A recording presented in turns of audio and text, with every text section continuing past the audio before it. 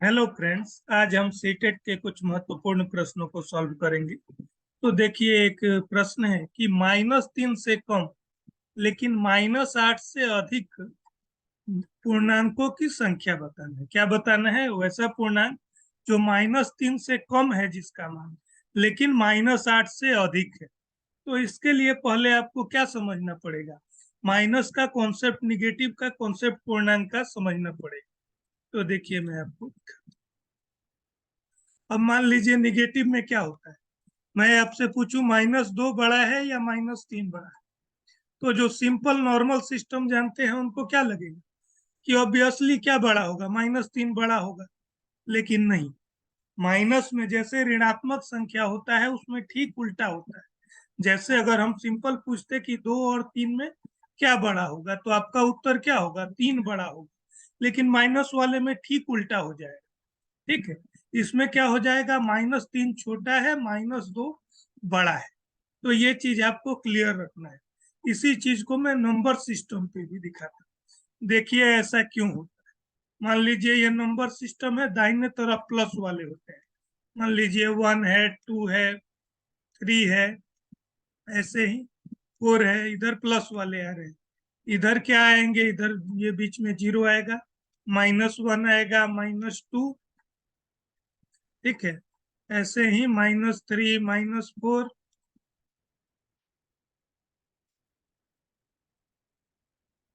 ऐसे ही -5, -6, -7, -8, -7, और मान लीजिए ऐसे ही आगे बढ़ता जाएगा, -8। अब देखिए, ये संख्या रेखा पे जो संख्या जितने बाएं तरफ होगी, जीरो के दाहिने तरफ होगी तो वो बड़ी होगी, जीरो के जितने बाएं तरफ होगी वो उतनी ही संख्या छोटी होगी। मतलब अब सिंपल आपसे कुछ भी पूछ दें कि -6 बड़ा है या -3, तो देखिए जीरो के कौन ज्यादा बाएं है? -6 बाएं है, मतलब -6 छोटा होगा, -4 बड़ा होगा। तो इसी तरह से अब हम आते हैं अपने क्वेश्चन के तरफ। क्वेश्चन देखिए क्या है। क्वेश्चन क्या कह रहा है? क्वेश्चन कह रहा है -3 से कम लेकिन -8 से अधिक पूर्णांकों की संख्या क्या है। तो अब देखिए क्या होगा। -3 से कम हमें क्या चाहिए? -3 से छोटा। ठीक है, तो -3 से छोटा इधर जितना जाएंगे छोटा आएगा। तो -3 से छोटा में क्या होगा? -4, -5, -6, -7। और हमें क्या बताना है? -8 से बड़ा, तो इधर जितना आएंगे वो बड़ा होगा। मतलब जो संख्या होगा वो -3 और -8 के बीच वाला संख्या होगा। तो -3 और -8 के बीच में क्या क्या है देख, -7, -6, -5, 7, 6, 5, 4। तो ऐसा कितना संख्या हो गया? गिनती करना हो, 1, 2, 3, 4। सिंपल आप याद रखिए, माइनस में जो संख्या प्लस में जितना बड़ा होता है माइनस में वो छोटा होगा।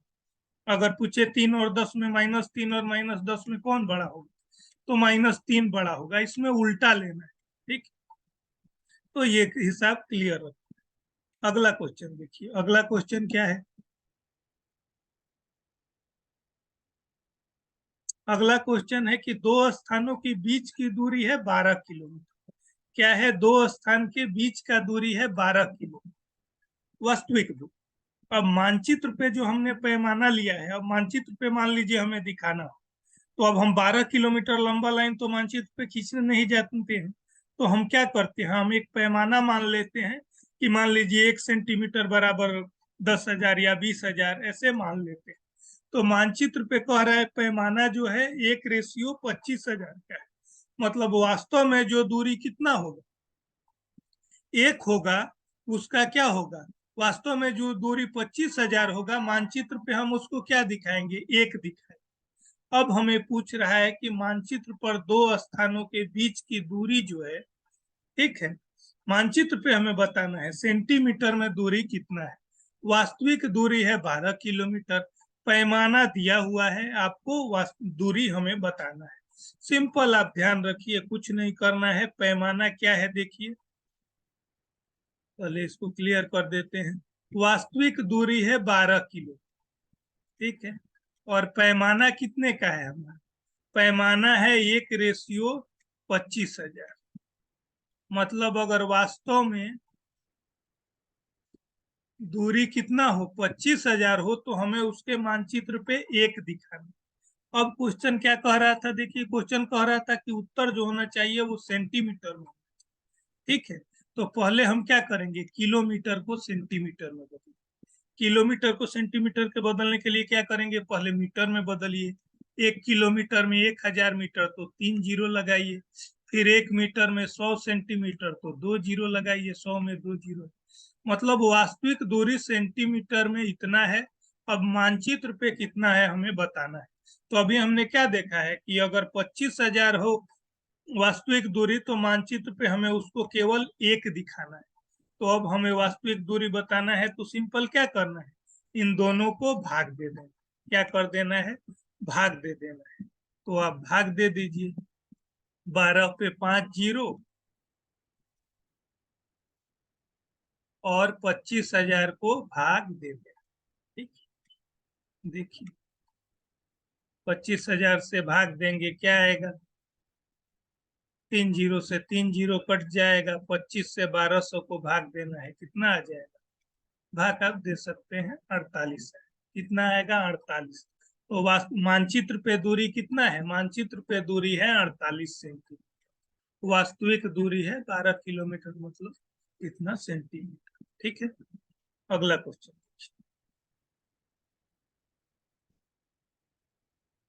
अगला क्वेश्चन कह रहा है, जब किसी संख्या के आधे भाग में, क्या कह रहा है, किसी संख्या के आधे भाग में 15 की वृद्धि की जाती है, तो परिणाम 39 होता है। क्या होता है, परिणाम 39 होता है। मूल संख्या के अंकों का योग बताना है। ठीक है, अब क्वेश्चन को समझते हैं क्या कह रहा है। अब कोई संख्या है, हमें नहीं मालूम क्या संख्या है। मान लीजिए कोई संख्या x है, नहीं मालूम तो x मानते हैं। अब उसके आधे में क्या कह रहा है, देखिए फिर जाइए अपने क्वेश्चन पे, ध्यान से क्वेश्चन देखना है। आधे भाग में 15 अगर जोड़ दें तो 39 आता है। अब इस संख्या का क्या, आधा भाग, x का आधा क्या होगा, किसी भी संख्या का आधा निकालने के लिए क्या करते हैं, 2 से भाग देते हैं। तो x का आधा x/2 है। इसमें कह रहा है अगर 15 जोड़ दे तो क्या आएगा, 39 आएगा। मतलब x/2 का मान कितना हो जाएगा, x/2 का मान हो जाएगा, आप घटा लीजिए, 39 में 15 घटाएंगे कितना आ जाएगा, 24। मतलब x/2 का मान आया 24। ठीक है, x/2 आया 24। तो x का मान क्या होगा बताइए आप, x/2 का मान आया 24, तो x बराबर कितना आएगा, 24 गुने 2 48। कितना आ जाएगा, 48। तो x का मान हमारा क्या होगा, 48 होगा। ठीक है, क्लियर है।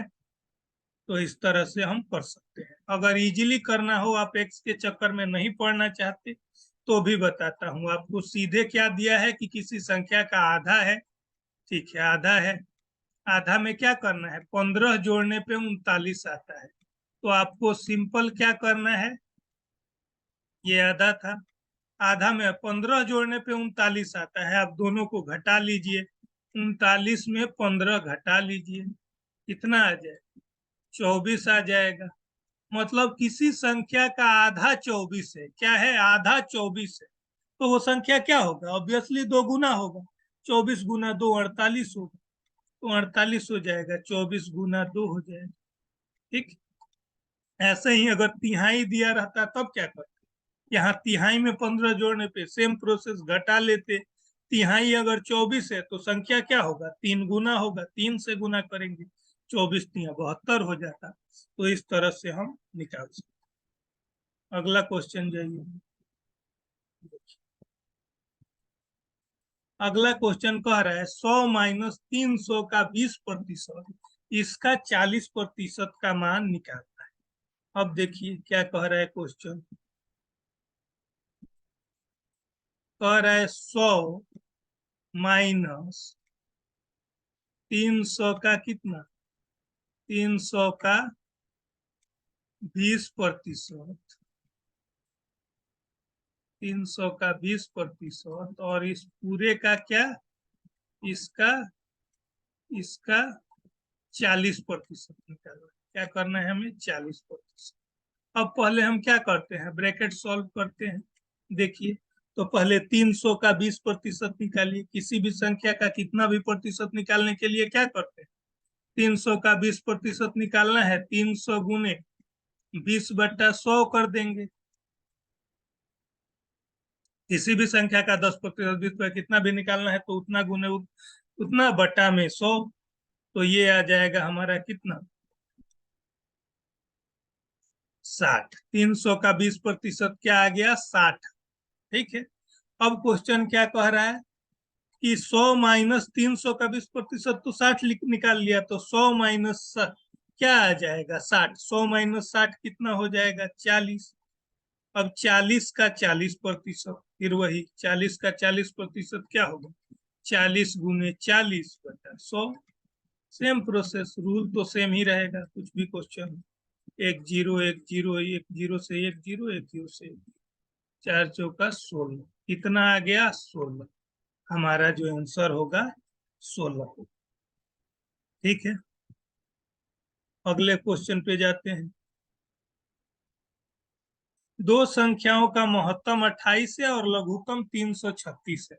यदि एक संख्या दिया है तो दूसरा संख्या निकालना है। ये बहुत कॉमन क्वेश्चन है, इसका सिंपल फॉर्मूला है। देखिए, क्या फॉर्मूला होता है, कोई भी दो संख्या अगर दिया हुआ हो, मान लीजिए पहली संख्या फर्स्ट नंबर गुने दूसरी संख्या, इसका मान होता है लघुत्तम गुने महत्तम। क्या होता है, लघुत्तम गुने महत्तम। दो संख्याओं का गुणनफल जो होता है उनके लघुत्तम और महत्तम के बराबर होता है। अब क्या दिया हुआ है, महत्तम दिया हुआ है 28, लघुत्तम 336, एक संख्या 112, तो दूसरा संख्या बताना है। ठीक। अब क्या कह रहा है, एक संख्या 112, मान लीजिए कि दूसरा संख्या 112 है, किसी को भी मान सकते हैं, कोई प्रॉब्लम नहीं। और कितना, लघुत्तम है 336 और महत्तम कितना है, 28। अब हमें बताना है पहली संख्या। पहली संख्या क्या हो, ये गुना में है, ये इधर आएगा भाग में हो जाएगा, तो सिंपल हमारा क्या हो जाएगा, 336 गुने 28 बट्टा 112। ठीक है। काट पीट दीजिए, कितना आ जाएगा, 28 से 112 4 पे कट जाएगा, और ये कितना आ जाएगा, 4 से 336, 4 अट्ठे 32, और 1 4 4 16, 84। कितना आ जाएगा, 84 हमारा आंसर हो जाएगा। ठीक है, ऑप्शन नंबर सी हो जाएगा। अगला देखिए, अगला संख्या क्या, क्वेश्चन क्या है। अगला क्वेश्चन है, एक्स का मान है 0.6, और और क्या कह रहा है, 0.02, वाई क्या है, वाई बराबर 0.02, वाई बराबर 1 है, तो एक्स प्लस वाई का पावर -1 का मान। ठीक है। अब देखिए क्या कह रहा है क्वेश्चन। क्वेश्चन कह रहा है एक्स का मान दिया गया है, वाई के बारे में क्या कह रहा है, एक्स तो क्लियर है, वाई के बारे में जो क्वेश्चन है वो कह रहा है कि 0.x 0.6 क्लियर है। वाई के बारे में क्या कह रहा है, 0.02, वाई बराबर 1। क्या आ गया, बराबर 1। तो वाई का मान कितना हो जाएगा, देखिए ये गुना में है, ये क्या है, गुना में है। ठीक है, ये गुना में है तो 0.02, तो ये दूसरे तरफ आएगा तो भाग में हो जाएगा, 1/0.02। क्या आ गया, 1/0.02। अब इसका मान कैसे निकालते हैं बताइए, दशमलव को कैसे हल करते हैं, दिखाता हूँ। 1/0.02 का मान क्या होगा, अगर निकालना है आपको तो पहले दशमलव देखना होगा। इसमें दशमलव के बाद कितने अंक, 2 अंक हैं, तो एक को तो वैसे ही रखेंगे, इसको क्या लिख देंगे, 0.02 मतलब 2, और बट्टा में कितना दशमलव के बाद कितने अंक है? 2 अंक है, मतलब 1 पे 2 जीरो लगा। क्या करना है? 1 पे 2 जीरो लगा। अब क्या होगा? अब ये वाला चला जाता है ऊपर, 100 में 1 से गुना होगा 100 हो जाएगा, और बट्टा में 2 हो जाएगा। तो इसका मान आ जाएगा 50। y का मान आ गया 50। कितना आ गया? 50। x आ गया, y आ गया। ठीक है। अब अब क्या कह रहा है? अब हमें क्या बताना है? x जोड़ y का पावर -1 का मान बताना है। ठीक है। अब देखिए, x जोड़ y का पावर -1। अब y किसी भी संख्या के पावर -1 का मतलब क्या होता है, ये समझिए। किसी भी संख्या के पावर -1 का मतलब होता है 1 बट्टा वो जो पावर है वो। y का पावर -1 का मान होता है 1 बट्टा y का पावर 1। y का पावर 1 मतलब y, 1 बट्टा y। ऐसे ही अगर y का पावर -2 होगा तो इसका मान क्या होगा? 1 बट्टा y का स्क्वायर। नीचे आके माइनस जो पावर है वो क्या हो जाता है? प्लस हो जाता है। खैर, अब हमारा क्या आ गया? y का पावर -1 का मान आ गया 1 बट्टा y। अब हम क्या करेंगे? x का मान रखिए, x का मान 0.6, और इसका मान है 1 बट्टा y। क्या आ गया? 1 बट्टा y। अब y का मान तो हमें मालूम ही है, कितना? 0.6 जोड़ 1 बट्टा 50। क्या आ गया? 1 बट्टा 50। ठीक है। अब ये कितना आ गया? 1 बट्टा 50 का आप मान निकालेंगे तो वही आएगा 0.02, 0.6 और 0.02। ठीक है। अब ये कितना आएगा? जोड़िए, 0.6 और 0.2 को जोड़ेंगे, क्या आएगा? 0.6 और 0.02 को जोड़ने पे क्या आएगा? ये आ जाएगा हमारा। अब देखिए, अब कैसे जोड़ते हैं दशमलव वाला। इधर तो दशमलव के बाद 1 अंक है, यहाँ 2 अंक है, तो इसको भी 2 अंक बना लेते हैं। अब कैसे बनाएंगे? अंक तो कोई है नहीं, तो एक जितना कम होता है उतना जीरो लगा देते हैं। अब अगर इसको 2 अंक बनाना है तो एक अंक 6 तो है ही, दूसरा अंक के बदले जीरो लगा देंगे। अब 60 और 2 जोड़ेंगे, क्या आएगा? 62, मतलब 0.62 हमारा आंसर होगा। ठीक है। अब देखिए, अब इसमें एक इंटरेस्टिंग चीज बताता हूँ। अब ये क्या आ गया? 0.62 आएगा। ऑप्शन शायद गलत दे रखे हैं, या क्वेश्चन में ये होगा। x का मान आ गया 0.6 और y का मान कितना आ गया था, तो वो हमारा वैल्यू आ जाएगा। अब इसमें एक चीज देखिए, यहाँ जो आपने 0.02 y बराबर 1 किया, इसमें आप क्या कर सकते थे? एक और चीज कर सकते थे। यहीं पे आप 0.02 y था,